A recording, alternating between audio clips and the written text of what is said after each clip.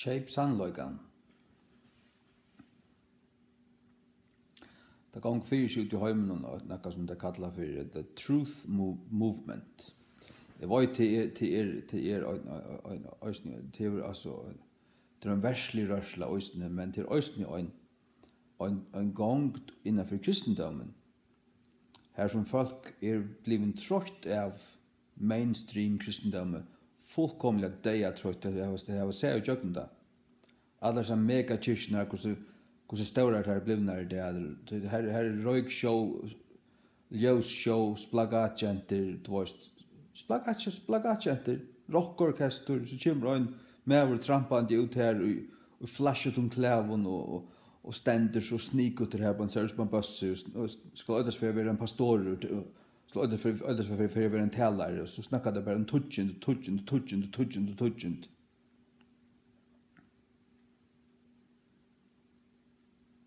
Jeg vil ikke ha noen parstøy her. The truth movement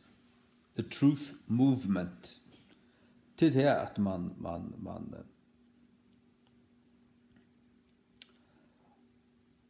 lukkar som bakkar attur for hitju på tingene. Kvært nu ta veruliga sann, her for nekkur klonaskaper altså. Hva det for nekka? Kvært ta sanna? Altså, og sjån kristne det til at vi frelst, og vi vil hava sannløygan. Jeg vil hava til sånn og kristen og trunna. Tverstur i jøkken, jeg tål i angalig, jeg tål i ikke hekkel, jeg tål i anka falslæro. Jeg tål i anka falslæro. Jeg finner meg ikke i nøkron som anstatt vid det som skriver stendur. Ankon altså. Han ser hvordan samfunnet tøyaranden og alt det der. Ja, men det bare det som det fløyte, ja. Jeg do jeg leser Bibelen. Jeg kan vise der hver tingene standa. Og det som skriver stendur, svarte på kvitt, og i Guds året, til det som og ikke annet. Ja.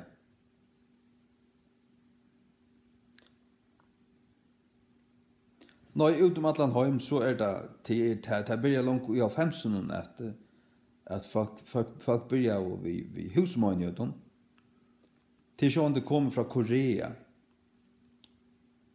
Sol-Korea her i Seoul, gigantiske kyrkjen tja David Yonggi Cho. De møtast bare øyne fra vikene.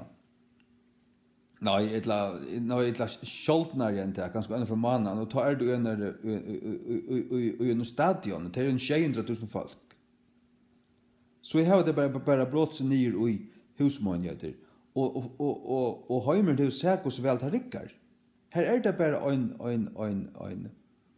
løyere, en som dår året, som kan lære, kan opplære fødsoldater, det vorst. Da jeg sier fødsoldater, ja, det stender Nye testamentet, vi hermen. Vi hermen til Kristi. Ja, det stender til at han som bjør seg fram i hertjenest, han frahaltande i ødlen. Frahaltande. Jeg bjør meg fram i hertjenest til Jesus. Og det kostar alt. Alt. Og det er almindelig stuttligere, det blir så reelt nek røygere tar du djevet i atlan og bare kjeipe det alt som det 100%. Ta blir det verst. Ingen person vil glede for livet utan han lever for noe som han klar til å dodja for. Og ta jeg sier dodja for så mange blir dripen for det. Ikke binda seg en bomb og en bøtjen som araberne gjør. Nei, dodja for det. Heldre enn at jeg nok til dette, så vil jeg begge fangsel og være dripen. Ta til livande. Ta tryggven, ta gonger tryggven tverstur jøknunde. Og utan hon gonger tverstur jøknunde hjärsta, altså tverstur jøknunde, Ikke bare 8 år, men hun er ferdig, du stundjen, altså, først du jøkken av trunnen, av Jesusen. Ta ver det spennende. Ta ver du djarvor. Du tår att standa, du tår att tracka fram, du tår att standa vitta. Du tår att pratika det. Du tår att taka det av din mun, Guds ord, hver som helst. Ja.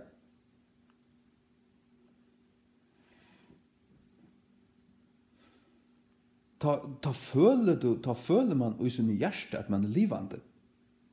Livande.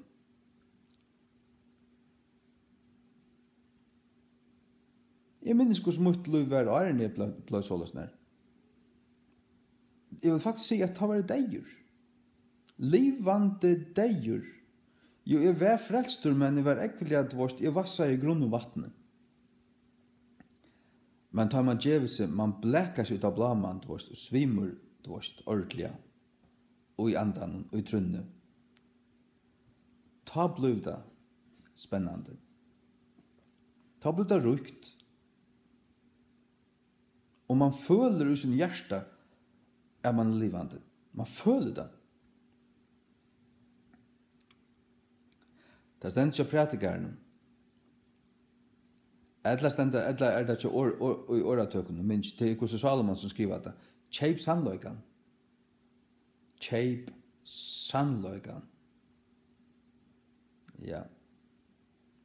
Det er ikke til at du bruker penger på han. Nei, det er til at du offrer det som han kostar. Her måste du offra ofta ting, du måste geva glipp, eller som man säger, du måste släppa tingon som du är helt fast vid. Kanske i ett mannaminne, kanske allt ett liv, och pappdun, och allan aträtter, du vet. Nej, det var bara lite av sannlagen, det var bara en partvis satt. Men så visar god där allt i sin fotlast och fytling. Og du kanst ikke, du får en oppenbering, du kanst ikke bakka. Du får oppenberingen om døpen, og du døper det, og de avskriver det, de heter det, de halte du svekur. Og så kan du knappt ikke vi folkekirken er gjerra mer. Og så sørst du hvordan størst valgsignelse det er at vi blå kappa av det fra sånne større skjepelsen. Tu nalvastrongur, tu andali nalvastrongur, nu kommer han bare opp etter, og i paradis. Ja. Opp i en tredje himen, til. Halleluja. Og så først en oppenbering om King James Bibelen. Men til nekven er det sånn at de sutja da, og så prøver de, så bakkar de attur, det akkurat som sintur, men de glemmer det omkant. Sånn var det ikke mer. Jeg fikk det oppenberingen i 50. Først i 52 et eller annet det var. Brukte gjerne ta i 8 år, nå i forstående for et eller annet, men så kom en attur i 2006. Og da kom en ordentlig inn. Jeg kæva meg til King James Bibelen. Jeg bølte i den i 2 måneder, og da kom hun inn. Og det er som jeg sier, hun førte først i kjøkkenet med, hun stakk mot en sal.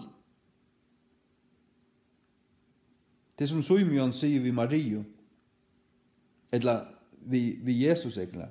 Nei, vi Maria, at en svør skal være kjøkkenet til en sal. Ja. Det er som det er. Man blir stundjen. Prikavur. Man kan ångkant glömma det. Og i hesten heime så pøyner det. Det er som man ber en kross. Det er som man ber en kross. Altså, å få oppenberinger fra god om ting, nei, jeg ser det her, du huks om det, du er ordentlig, og du sosta. Du sosta ned til båns. Du les hessa bøkene og hessa, og det ble pura grått for der. Jeg les New Age Bible Versions, og jeg ble omgående den samme hjerter. Her som Gail Riplinger avdugar ta gongduna som veri etter 1841 til en gongt i med New Age og i öllum bibeltyngun. Det er bæra reformationsbibelnar som lukkast nøkrun og det er helt arvise. Den gamla danska Lutherbibelen og King James. Spanska Valera, den gamla franska, den gamla holländska, den gamla isländska. Hon ligger i kyrkjebø. Ja, mengan vi inni her og avfotografera vers og suger. Og hukt hva stendur her. Ja. Nei, man var omgant den samme. Og så gonger løy framåt og man misser kontakter, man misser viner, man misser samfella vi folk. Man er nästan, ja, i mun för bara faktisk ansmadler. Men jeg kan ikke avnokta det som jeg vil si. At avnokta sannløygan tar jeg void at det er den røyne sannløygen jeg vil tro og si. Det har jeg vært mer som et sart høyla andan og avnokta Jesus. Jeg kan det ikke. Jeg kan det ikke. Jeg har ikke orska at hukt meg sjån i speklik for en morgen da jeg må rekka meg og bostat hen. Jeg har haft anstig for meg sjålvun, og jeg har vært deigur innvendiga, og jeg har prøvat det øyna for. Jeg bakka attur, orsaka av mannaøtta, og ditten datten, avnokta i daupen, og avnokta i fyr friskilt, ta gjer jeg ongan tog attur. Fyr skal det være et asen av en ver, og helt være et reivarhål, jeg skuiter jo at det. Sier det bort ut. Jeg vil fegen være et reivarhål, om så skal være. Og i manna er jo, det fløyte jo. Jeg fløyte jo at det.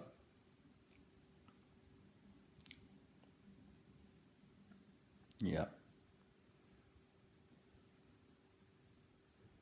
Takk god for Luther.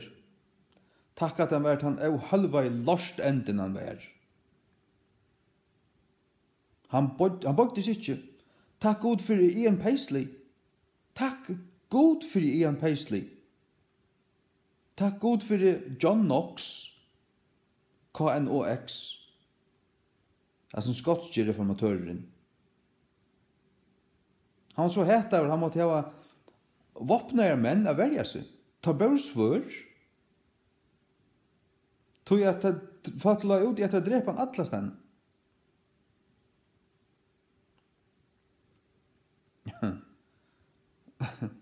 Ja. Og King James, katolikkane staklan, tar atla å drepa han, tar atla å sprongja alt parlamentet i luftena. Tar atla sett 32 kruttunner i kjallaren under Westminster. Eller Houses of Parliament, her point.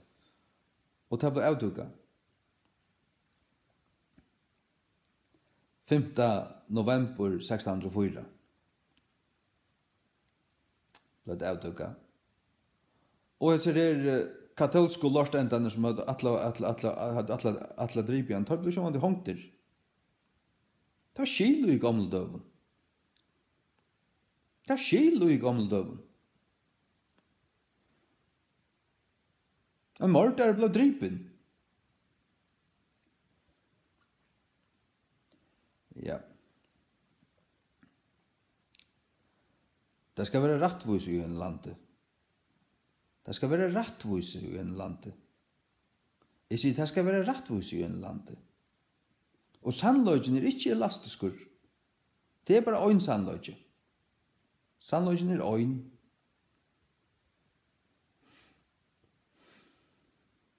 Akkurat som det er bare øyn, hvis det er en kompass, det er bare øyn som øyder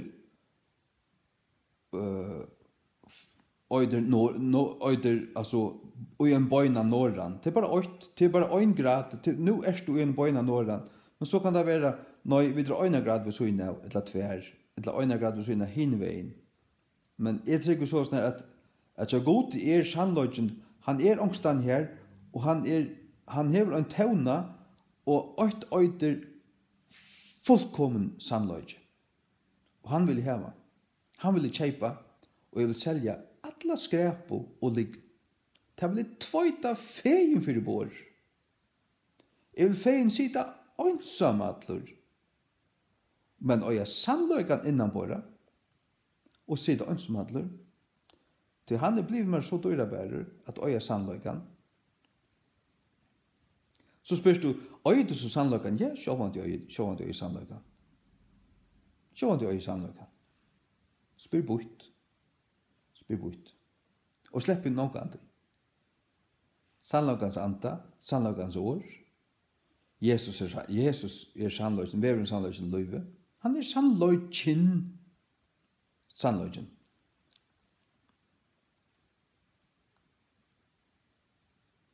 Det stender bilen av meg. Jesus er veveren sannløygen løyve. Og ikke kjem til ferien utan jøkken han. Og meg har fortalt meg akkurat for en år siden nå at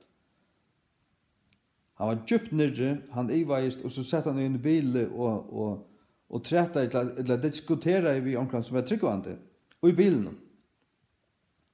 Og da snakka om sannløygan, så han spør, hva er sannløyge? Og bønt ta kortet for å bo i min bil. Bønt ta kortet for å bo i min bil, så ser han, Jesus er veveren sannløygen og løyv. Han største vi, han ble som slien og på panna. Ja. Jesus er veveren, sannløygen og løyve. Han er veveren. Hva er vever? Jo, veveren til himmels. Han er veveren. Han er sannløygen. Hvis du lurer etter honom og teker vi to som han sier, det som Bibelen sier, så er det sannløygen. 100%. Ja. Anki grad vi så inn av, til point av 100% sannløygen. Og løyve, fylgje til hånden, så først du av et løyv. Halleluja. Fylg Jesus, kjeip sannløygen. Og tveit liktene for bor, og betal prusen i Jesu navn. Amen.